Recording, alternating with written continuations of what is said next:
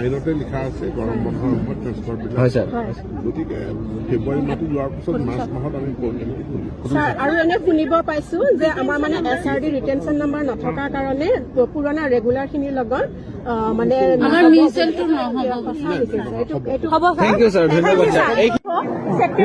আমি হৈছো ৰেগুলাৰ হৈছো এতিয়া আমাৰ যিখিনি যিখিনি আগৰ ৰেগুলাৰ ছাৰ তেওঁলোকৰ লগত আমাৰ মিউচুৱেল নহয় আগৰখিনি ছাৰ আগৰখিনি হ'ব বুলি অলৰেডি কৈ দিছোঁ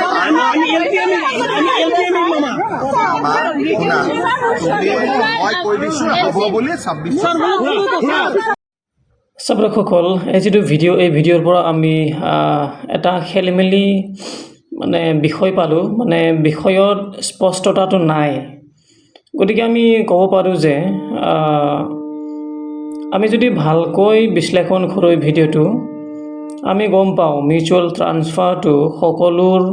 সৈতে হ'বই SRDয়ে হওক বা আন কোনো ৰেগুলাৰেই হওক মানে সকলোৰে লগত এপ্লাইটো কৰিব পাৰি তাৰপিছত মিউচুৱেল কেতিয়া হ'ব মানে ট্ৰান্সফাৰটো বুলি যদি সোধা হয় তেতিয়া হাইকোৰ্টে কৈছে জুলাই মাহত হ'ব কিন্তু 2025 জুলাই নে 2026 জুলাই স্পষ্টতাটো নাই আনহাতে সুপ্ৰিম কোৰ্টে কৈছে যে 2026 চনত হ'ব মানে নেক্সট ইয়াৰ হ'ব বুলি কৈছে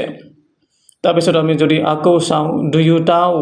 যদি বিশ্লেষণ কৰি চাওঁ আমি গম পাওঁ যে 2026 চনতেই মিউচুৱেল ট্ৰান্সফাৰটো হ'ব পাৰে মানে এইটো ম্যাক্সিমাম চান্সটো আছে 2026 চনটো কিয়নো হাইকোৰ্টে কেৱল জুলাই বুলি কৈছে চনটো উল্লেখ কৰা নাই আনহাতে সুপ্ৰিম কোৰ্টে কোৱা মতে 2026 চন মানে চনটো উল্লেখ কৰিছে তাৰ মানে আমি এটা কনক্লুজনত আহিব পাৰোঁ যে যেটো মিউচুৱেল ট্ৰান্সফাৰটো জুলাই মাহ মানে 2026 চনৰ জুলাই মাহতেই হ'ব এইটো খাটাং